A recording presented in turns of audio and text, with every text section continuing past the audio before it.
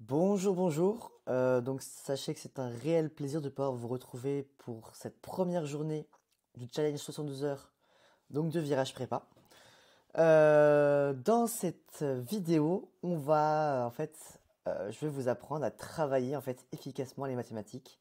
Donc je vais vous donner énormément de méthodes qui vont être très synthétiques sur en fait comment en fait travailler les maths en prépa tout simplement. Donc en fait, ces méthodes, d'où je les tire, ça va vraiment de mes 3 ans d'expérience de prépa. Je peux vous dire que je vous présenterai tout à l'heure mon parcours, mais au bout de 3 ans de prépa, développé des méthodes qui me sont propres, mais également des méthodes que j'ai pu appliquer et qui ont fonctionné avec énormément d'élèves que j'ai pu coacher ensuite en école. Donc que j'ai pu coacher, que j'ai vraiment donné énormément de cours. Donc voilà d'où elles viennent. Voilà. Donc, euh, c'est les objectifs un peu de cette vidéo et donc ce que vous allez apprendre surtout, c'est, je dirais qu'il y a 3 choses majeures déjà. Dans un premier temps, vous allez essayer de comprendre, en fait, je vais essayer de vous transmettre un peu les enjeux des épreuves de mathématiques au concours de prépa UCG, savoir à quel point la barre est haute et en fait comment atteindre cette barre. Quand je dis une barre, c'est vraiment le niveau en fait le niveau attendu en fait au concours. Parce que c'est vrai que si vous êtes en première année, vous avez encore vraiment beaucoup de mal à comprendre ce qui est attendu. Parce que enfin les DS, que ce soit les DS qui soient dispensés dans vos prépas respectives, en fait, souvent ils sont déterminés, enfin la note est déterminée en fonction du premier, mais en fait du premier qui a la meilleure note. Mais dans les réalités, dans les faits, c'était pas vraiment comme ça que ça se passe. Deuxième point que vous allez apprendre, c'est en fait trouver vraiment une méthode de travail qui vous convient et qui soit adaptée en fait à votre personnalité. Parce que ça c'est très important en fait. Il peut y avoir énormément de méthodes sur le marché que vous pouvez voir, mais moi je l'ai dit toujours, la meilleure méthode qui est adaptée en fait, la meilleure méthode que l'on puisse trouver pour soi-même, c'est une méthode justement que l'on adapte à soi-même. Et donc en fait, vous pouvez vous inspirer d'une méthode A, mais en fait, vous allez créer votre propre méthode B, euh, tout simplement parce que vous vous connaissez vous-même et personne d'autre, aucun prof, aucun coach, personne ne pourra vous connaître. Donc en fait, il n'y a que vous qui pouvez mettre en place votre propre méthode qui est adaptée. Et enfin, troisième point, on va essayer ensemble de mettre en place les différents facteurs donc clés de succès qui vous permettront de faire décoller votre moyenne. Donc nous on les appelle les fondamentaux clés un peu des mathématiques. Donc bah, on va un peu vous les inculquer. Voilà. Alors, donc voilà un peu le plan de, euh, de nos échanges. Hop. Donc là vous voyez pas très bien, je vais juste enlever ma caméra. Je vais la mettre ici. Super. Donc d'abord je vais un peu vous présenter mon parcours et donc tout ce que j'ai pu faire en fait en prépa. Donc, la présentation de mon parcours. Ensuite, je vais vous montrer un peu les 5 fondements clés pour travailler efficacement les maths en prépa. Et enfin, je vais vous proposer un peu une bribe de planning qui vous permettra en fait de savoir quoi faire à partir de juste après cette vidéo, tout simplement. Voilà. Donc, concernant mon parcours déjà, donc en fait, ce que j'ai fait quel élève j'étais en prépa. Là, c'est vraiment à pur titre de comparaison pour que vous puissiez vous comparer à moi. Et en fait, quel que soit votre niveau, vous allez vous rendre compte que en fait, tout est possible, vraiment. Donc, actuellement, je suis à l'ESCP en troisième année. Je vais y revenir après. Mais en fait, j'ai fait ma prépa au lycée Saint-Jean à Douai, que vous le savez peut-être. Donc, moi, j'étais de l'ancienne réforme, ECS. Dans les faits, en fait, c'est Maths Pro Géopo, actuellement, donc en UCG.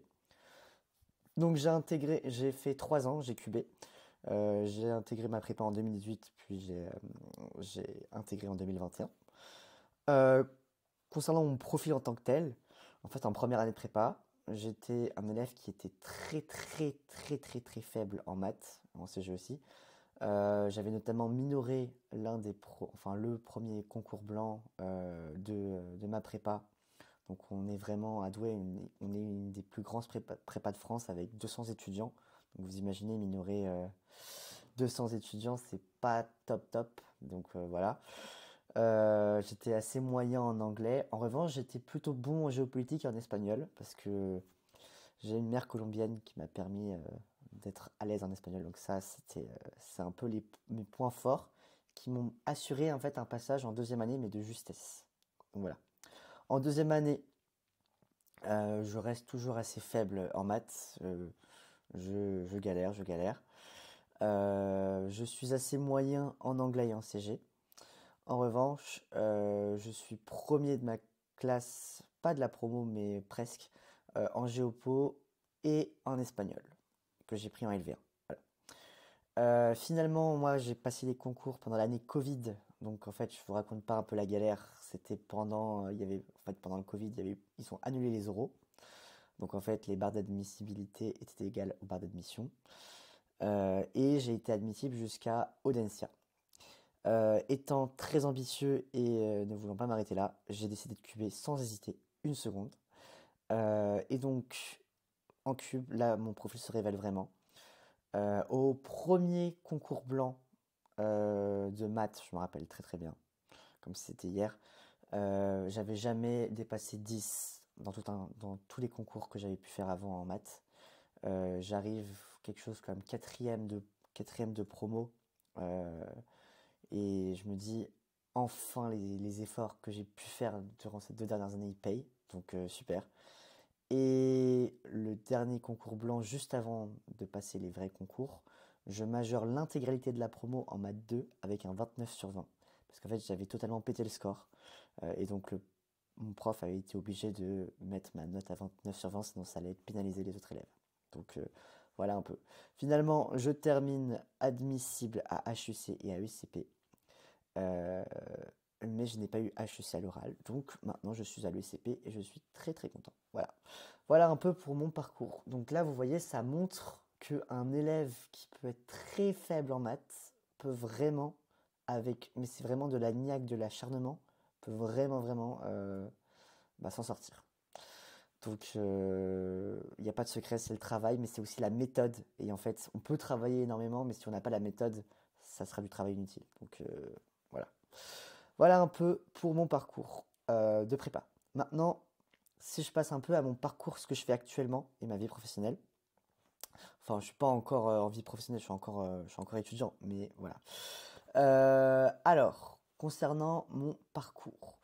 En première année à l'ESCP, j'ai collé en maths dans mon ancienne prépa, donc à Douai. J'ai également été coach en entretien de personnalité et de motivation, toujours dans mon ancienne prépa. Je suis devenu rédacteur de géopolitique à Majeure Prépa et j'ai donné plus de 200 heures de cours de maths à des prépas comme vous, un peu qui venaient de toutes les prépas.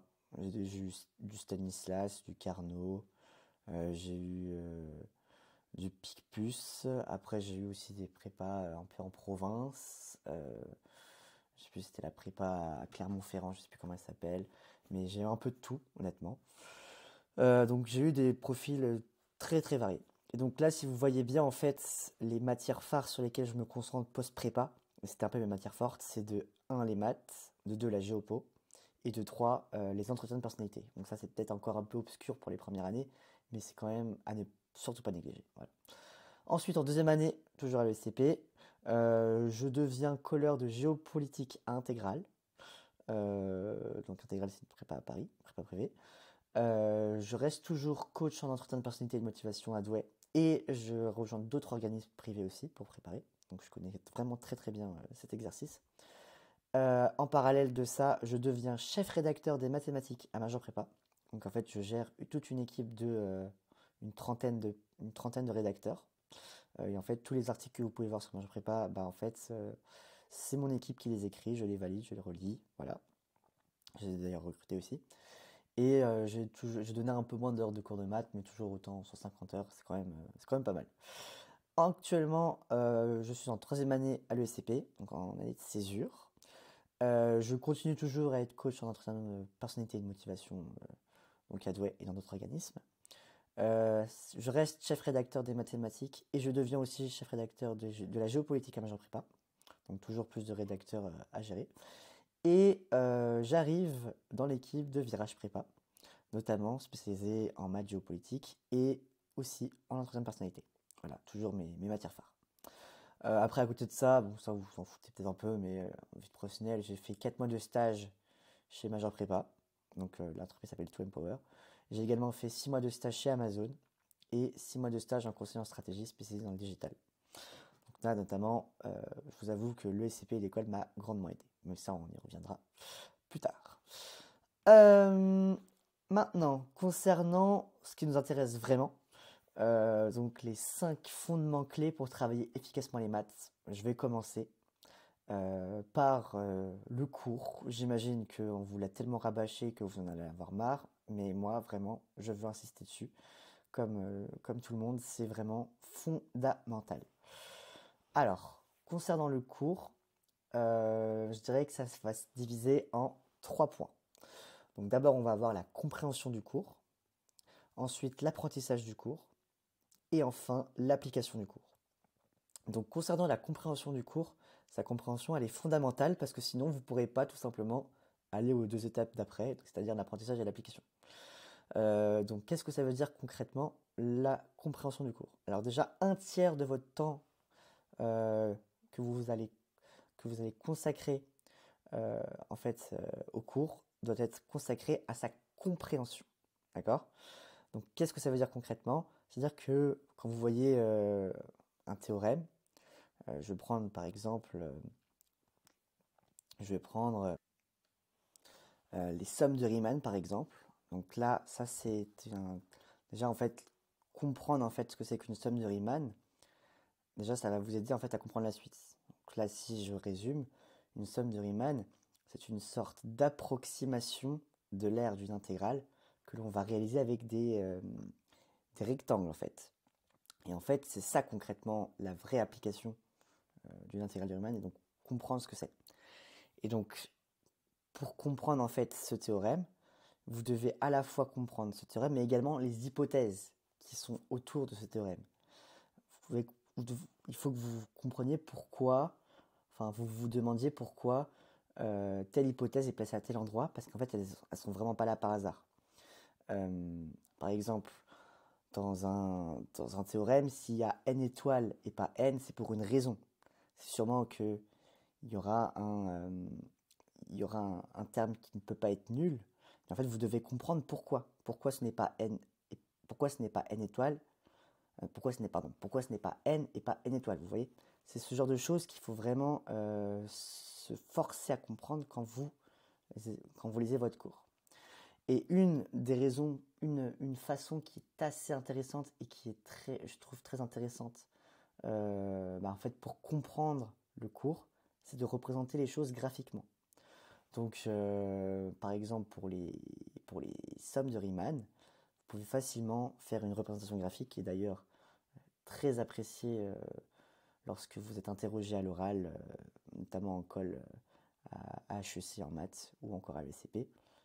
Quand vous avez une question, quand vous devez faire une résolution de la question de cours des sommes de Riemann, vous pouvez être quasiment sûr que le jury va vous demander est-ce que vous pouvez nous représenter graphiquement une somme de Riemann. Donc il faut savoir le faire. Donc voilà un peu pour la compréhension du cours. Ensuite, pour l'apprentissage du cours, alors là il faut vraiment insister dessus.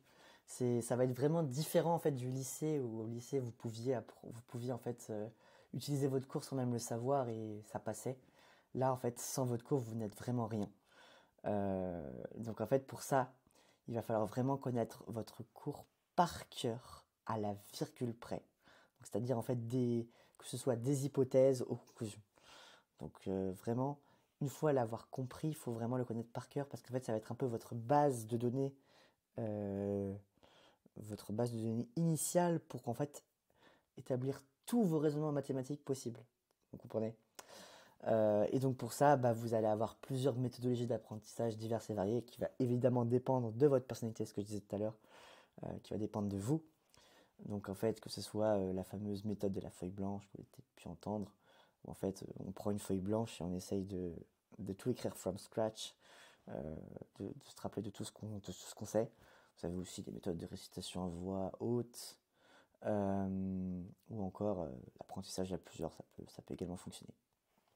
Une fois que vous avez bien compris votre cours et appris votre cours, il va y avoir aussi l'application du cours qui va être très intéressante, qui va être très très nécessaire pour tout simplement en fait, vous aider à en fait, voir que vous avez bien compris votre cours, mais que vous l'avez également bien appris. Donc ça peut se faire via des exercices basiques, en fait, qui vous demandent parfois des questions qui sont en fait, des questions de cours masquées finalement, des exercices d'anal, mais également, en fait, se rendre compte que vous savez l'appliquer en DS, en colle ou encore en CB. Voilà. Donc ça, c'était pour l'apprentissage, enfin la maîtrise du cours. Très important. Maintenant, on va voir un peu les méthodes de travail qui sont employables pour, pour être très efficace en mathématiques, en prépa. Donc, déjà, prérequis évidemment indispensable, il faut que votre cours soit 100% maîtrisé. Sinon, vous ne pourrez pas... en fait, c'est vraiment comme le premier échelon d'un escalier, vous ne pourrez pas, ou d'une échelle, vous ne pourrez pas en fait aller plus loin tant que votre cours ne sera pas su. Moi, personnellement, en prépa, je faisais une résistance, je ne sais pas pourquoi en première année, je me résistais à connaître le cours par cœur parce que je me disais que c'était bon. Et en fait, j'allais pas aller, je suis pas allé loin sans le cours. Et je m'en suis rendu compte après. Je me suis dit, mais j'étais con, quoi. Faut vraiment, euh, faut vraiment comprendre l'importance de ce cours.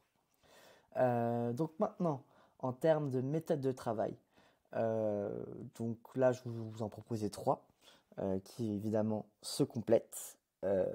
Donc d'abord, en termes de méthode de travail, la première chose à faire, en fait, je pense, c'est l'exercice les plus basiques que vous pouvez trouver. Euh, donc évidemment, c'est un prérequis pour vérifier la connaissance du cours. Vous devez également vous entraîner en condition pour faire en fait ces exercices. Alors quand je dis en condition, c'est-à-dire qu'en fait, quand vous avez une question, euh, donc par exemple montrer qu'une fonction f est bijective, vous n'allez pas, euh, vous n'allez pas prendre votre cours et regarder en fait quel est le théorème de la bijection, parce qu'en fait si vous faites ça, vous allez en fait recopier votre cours et ça ne va pas fonctionner. En fait, ce qu'il faut faire, c'est d'abord se forcer à résoudre la question sans le cours. Et en fait, si jamais vous vous dites que je dois prendre mon petit livret de cours, mon mémo de cours, je sais pas comment vous appelez ça, et pour résoudre la question, c'est à ce moment-là qu'il faut se dire que en fait, je ne connais pas mon cours, donc ça ne va pas. Donc il faut que je retourne, il faut que je refasse un travail d'apprentissage du cours en amont. Vous voyez? Donc en fait, vraiment l'entraînement en condition est très important, tout simplement pour vous permettre de savoir si vous connaissez bien votre cours. Voilà. Et également, un entraînement en temps limité peut être très intéressant. C'est-à-dire pour une question, vous dites il faut que je la fasse en 10 minutes, sinon ça ne va pas. Donc ça veut dire que je ne suis pas efficace. Voilà déjà. Voilà une première piste pour pouvoir trouver une méthode de travail.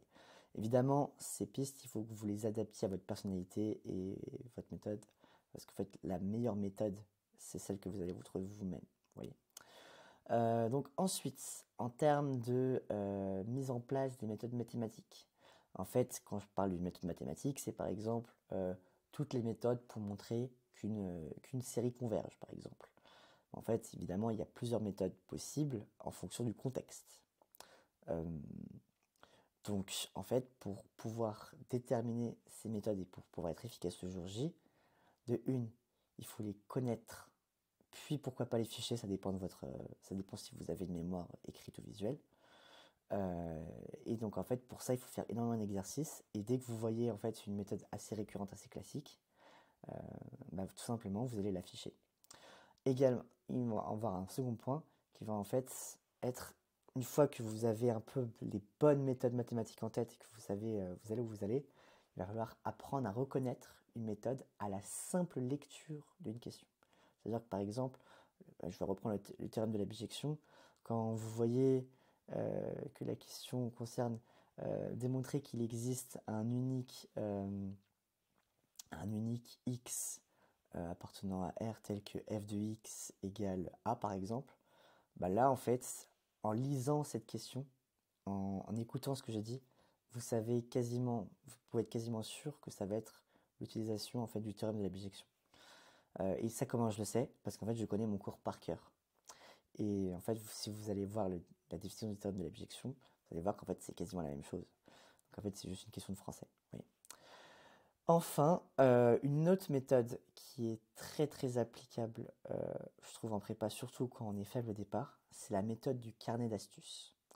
Pour moi, c'est de loin la méthode de fichage la plus efficace en maths que j'ai pu trouver et appliquer moi-même. Et plein d'élèves que j'ai pu avoir l'ont appliqué.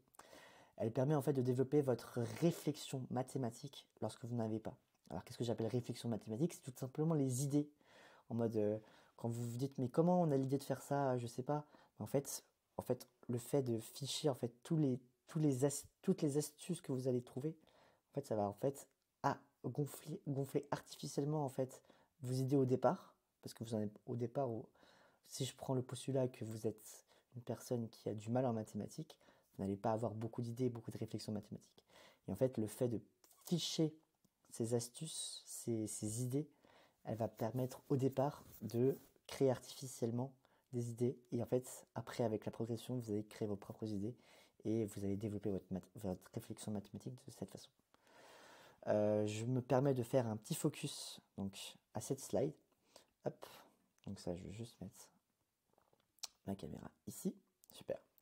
Donc là, je vous ai mis une image, un extrait d'un de mes carnets d'astuces. Alors, pour votre gouverne, j'avais, à la fin de ma prépa, donc au bout de 3 ans, 8 carnets d'astuces. Donc, c'était des petits carnets, je sais plus le format, mais vous savez, des petits carnets qu'on achète à la Fnac, par exemple, ou sur Amazon, qui sont facilement transportables partout. Parce qu'en fait, vous allez voir que c'est vraiment votre compagnon numéro 1 en maths. Donc, comme je disais, ce carnet permet de développer votre propre réflexion mathématique. Et ça va être vraiment votre guide et votre compagnon de route pour toute votre prépa en maths. Donc, qu'est-ce qu'une astuce mathématique? Je vais te donner un exemple ici. Moi, j'appelle une astuce mathématique une idée mathématique qui n'est pas innée et qui s'apprend. C'est en fait souvent quand on pose la question, on voit la correction d'un exercice, mais comment on a l'idée de faire ça? Et en fait, c'est cette idée qui constitue l'astuce mathématique. Donc là, par exemple, je vais prendre l'exemple, ce que j'ai écrit en bleu. Donc pour tout n dans n, Sn égale donc la somme pour k allant de 0 à n de k parmi n de un moins k 0 puissance k. Et en fait, souvent, dans la correction de l'exercice, il y aura écrit ça, et on va directement arriver en fait à la ligne un. Donc imaginez qu'il n'y a pas ça en fait, entre départ, vous voyez. Donc imaginez que Sn directement égale un. Là, souvent, énormément d'élèves, et moi le premier, quand j'ai découvert en fait cette astuce, je me dis mais comment on est passé de la première à la quatrième ligne? Et en fait, c'est là qu'intervient le carnet d'astuces, c'est qu'en fait, vous allez détailler en fait le calcul et détailler l'astuce. Donc en fait, si on détaille là concrètement l'astuce, en fait ici, il faut distinguer le terme en k égale 0. Donc en fait, si on le distingue, on le sort de la somme, ça va faire 0 parmi n, un moins 0, 0 puissance 0, plus le reste de la somme.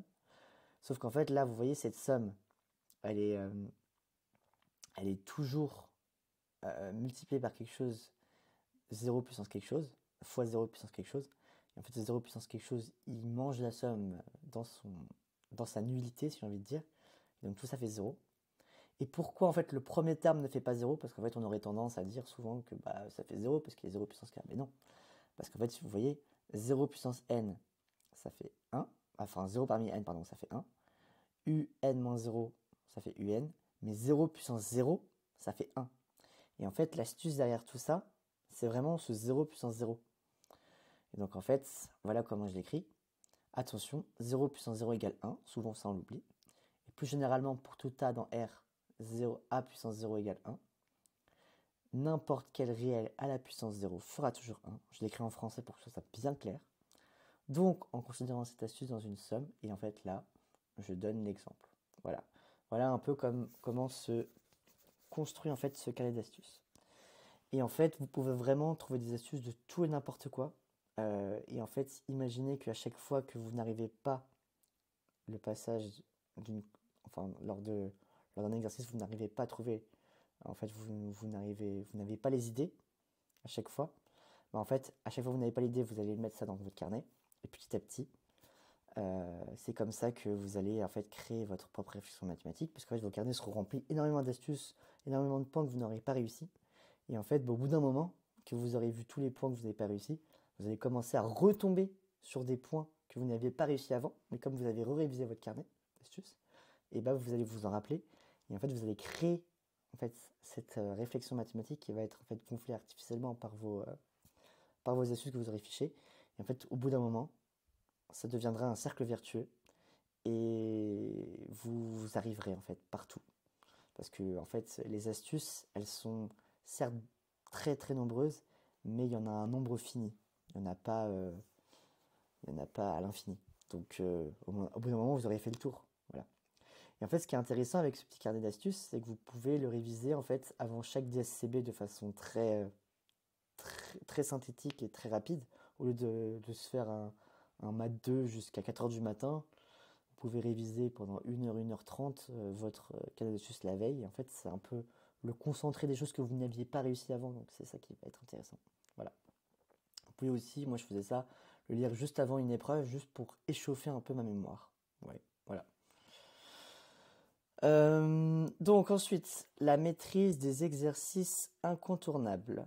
Donc là, je vais arriver vite dessus. Hop. Donc concernant en fait la maîtrise des exercices incontournables, qu'est-ce que j'appelle un exercice incontournable? C'est en fait des exercices qui tombent et qui retombent tous les ans au concours et qui en fait, si on les a déjà vus en amont, en fait, nous font gagner énormément de points. Je prends un exemple simple. Un exemple qui tombait là cette année avec Ricom et qui tombe tous les ans, enfin que toutes les prépas ont vu, par exemple les polynômes de Lagrange. C'est des noms un peu hors programme mais qui vous font tilter un peu. Donc moi ce que je conseille c'est avoir sa liste d'incontournables à savoir faire et refaire. Il faut pas apprendre ces exercices par cœur, ça sert à rien. Et surtout les comprendre. Et en fait pour moi si vous les comprenez en les faisant, mais pas en les faisant par cœur, mais en fait juste vous comprenez en fait où va l'esprit. C'est le seul moyen d'activer ce que j'appelle le pilote automatique pendant ces briques d'exercice. C'est-à-dire qu'en fait, en épreuve de concours, par exemple, vous voyez polynôme de Lagrange. Vous voyez que genre les polynômes de Lagrange, ils prennent 5-6 questions. Là, vous mettez en mode pilote automatique et vous dites bah là je sais faire parce que j'ai compris là où va aller le concepteur. Donc vous enchaînez les questions. Et en une demi-heure, vous pouvez gagner presque. Enfin, ça dépend évidemment, mais moi, pendant mes concours de cube, j'avais trouvé ce que j'appelle les incontournables. J'ai trouvé 4-5 questions. Et en à peine une demi-heure, je pense que ça m'a fait gagner 5 points sur 20, ce qui est énorme. Parce qu'en fait, je savais déjà faire les exercices. Donc voilà. Et pour moi, c'est très important. Il faut s'exercer en fait en faisant des annales pour apprendre en fait à reconnaître ces exercices incontournables parce que parfois on a du mal à les reconnaître parce que justement on n'a pas fait assez d'annales. Mais je vais y revenir. Voilà. Maintenant, en termes de rigueur et de rédaction, ça va être super important. Pourquoi? Parce qu'en fait, imaginons on a deux copies qui sont identiques sur le fond, sur l'avancement des questions, mais qui en fait sont différentes en termes de rigueur ou même de rédaction. Bah, en fait, elles peuvent vraiment elles peuvent passer du simple au double en termes de points. Ça, c'est très très vrai. Donc concrètement, qu'est-ce que ça veut dire la rigueur? Bah, en fait, par exemple, ça va être une maîtrise totale des quantificateurs, des symboles mathématiques. Par exemple, en fait, souvent, ce que les gens font, c'est qu'ils vont confondre le symbole implication avec le symbole donc, ce qui ne veut surtout pas dire la même chose. Lorsque vous avez A implique B en français, ça veut dire si A est vrai, alors B est vrai. Alors que souvent les élèves disent A implique B, ça veut dire A donc B. Bah non, parce que là, si vous dites donc, il n'y a plus la condition du si qui veut. En fait, le si est une hypothèse. Quand vous dites A donc B, vous oubliez en fait l'aspect hypothèse qui est fondamental en maths, par exemple. Et aussi très important, ne pas mélanger les maths avec le français. Voilà. Également en termes de rédaction, Donc en fait, sachez que c'est le seul moyen de vous démarquer sur la pile de copies. Donc concrètement, qu'est-ce qu'une bonne rédaction? Au lieu d'écrire un enchaînement de symboles mathématiques, tout simplement, en fait, expliquez ces raisonnements en français. Donc en fait, quand vous écrivez vos symboles, à côté, mettez des belles phrases pour dire où vous allez. Par exemple, si vous voyez que tous les termes de la somme s'annulent, au lieu de passer d'une somme, enfin de la ligne 1 où il y a une somme à la ligne 2 où il n'y a plus de somme du tout, parce qu'en fait tout s'annule, vous écrivez d'où il ne subsiste dans la somme que le terme en, par exemple, k égale 1 ou k égale 0 pour le cas, pour l'exemple qu'on avait vu sur le carnet d'astuces par exemple. Évidemment, bien encadrer ses résultats et éviter les ratures. Voilà. Enfin, en termes d'annales et de vitesse d'exécution, donc moi ce que je conseille c'est de ne pas passer aux annales avant de maîtriser tous les fondamentaux, sauf quelques rares sujets évidemment. Il va falloir vous exercer en masse, mais quand je dis en masse, c'est vraiment en masse. En fait, faut manger le plus d'annales possible. Et en fait, c'est ça qui va permettre de développer en fait votre réflexion mathématique, en fait votre capacité à réfléchir dans l'inconnu. Parce qu'en fait, souvent quand on fait les TD, quand on fait les exercices assez basiques, en fait, c'est que du connu, en fait, on sait faire. Mais en fait, si vous allez prendre le maths 1 HEC 2010, vous allez voir des questions que vous avez jamais faites. En fait, le fait d'avoir fait énormément d'annales, ça va permettre de vous faire réfléchir dans ces conditions-là. Et donc pour moi, également, il faut absolument s'entraîner en conditions. C'est-à-dire, il faut vraiment vous trouver des plages de 4 heures sans interruption. Il n'y a pas le temps pour faire un petit goûter ou quoi que ce soit. Il faut vraiment faire comme si vous étiez le jour J, avec un chronomètre. Et pourquoi pas des concours, enfin des copies type concours pour vous entraîner. Voilà. Là, ce que je conseille, et je vais y revenir juste après, c'est avoir un rythme de minimum 2 annales en conditions par semaine dès la deuxième année, idéalement à partir des vacances de la Toussaint. Le but étant d'avoir le plus d'annales possible. Voilà. Donc enfin, la proposition du planning du travail pour les maths. Donc, en fin de première année, je vous conseille de vous consacrer en fait toutes les heures que vous avez aux maths à l'apprentissage parfait du cours et également à la maîtrise des exercices et des méthodes les plus basiques. Et donc ça sous-entend également combler toutes les lacunes que vous avez. Et aussi mettre en place la méthode du carnet d'astuces que je vous recommande réellement. Si vous tapez sur Google, si vous voulez un aperçu un peu plus détaillé, tapez sur Google méthode du carnet d'astuces. Vous allez tomber sur mon article sur Major Prépa et vous pourrez en fait lire un article plus détaillé sur comment faire. Pendant les grandes vacances, je vous conseille de reprendre tout depuis le début de l'année et d'assurer la maîtrise de ces chapitres. Vous pourrez faire une repasse complète des cours. Commencer à adapter une stratégie un peu pour l'entraînement des annales en conditions limitées. Et ce que je conseille, c'est commencer à faire un peu des annales, mais bon, le M Lyon EDEC. Faut pas commencer dans le dur pour l'instant encore. Si vous ne maîtrisez pas tout, ça sert à rien. Et enfin, deuxième année. Il va falloir que vous, je pense, travaillez les chapitres de deuxième année à 60% de votre temps et que vous consacriez 40% de votre temps à vraiment faire des annales en conditions. Donc ça sous-entend vraiment trouver des plages horaires de 4 heures dans la semaine. Je sais que c'est compliqué, mais c'est possible. Par exemple, le week-end, je sais que j'avais trouvé un peu des horaires dans la semaine grâce à mes horaires de cours. Donc vraiment, c'est super important de faire en conditions. Et donc sachez enfin que le travail des mathématiques doit représenter en maths pro 50% de votre temps personnel de révision, selon moi. Et en maths appli, entre 1 tiers et 40% de votre temps personnel de révision. Alors après, évidemment, si vous êtes bon en maths ou mauvais, vous adaptez. C'est-à-dire que si vous êtes mauvais, essayez de monter, pas au-delà de 60%, parce qu'après, il faut quand même laisser la place aux autres matières. Mais si vous êtes bon, vous pouvez descendre à 10-15%. Voilà. Donc voilà pour un peu ces fondamentaux clés pour réussir en fait les maths et donc pour travailler les maths efficacement en prépa. J'espère que ça vous aura bien aidé. Et je vous dis à très bientôt pour peut-être d'autres masterclass ou d'autres vidéos ou peut-être même en cours. Donc voilà, donnez tout et croyez-moi, ça en vaut la belle chandelle de bien réussir ces concours. Voilà, à bientôt.